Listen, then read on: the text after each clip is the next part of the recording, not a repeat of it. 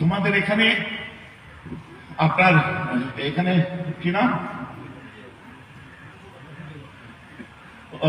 মিন্টু সাহেবকে যারা ভালোবাসো বাসো, আমার আপত্তি নেই।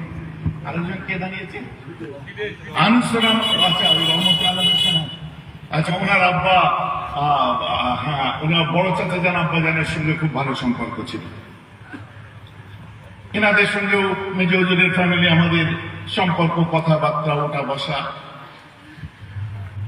ওনার সঙ্গে আমার অনেকদিন আগে কথাবার্তা হয়েছে। ঘরের ছেলে তো নওশাদ আছি, দুবেলা দেখা সাক্ষাৎ হয় জানেন। আমার বক্তব্যটা আপনারা কিন্তু একদম সাধারণে কাদানেই ভেবে দিন।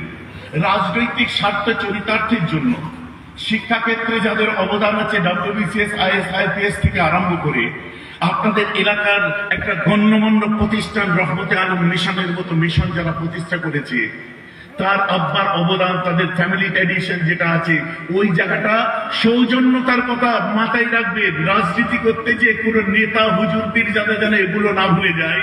আর এখানেও রাজনীতি করতে গেলে মাথায় রাখবে যে আজ আমি দাদা হুজুর পীর কেবলার বুকে ছুরি মারছি না তো, ভাইজানকে ভালোবাসতে যে দাদা হুজুরের বুকে ছুরি মারছি।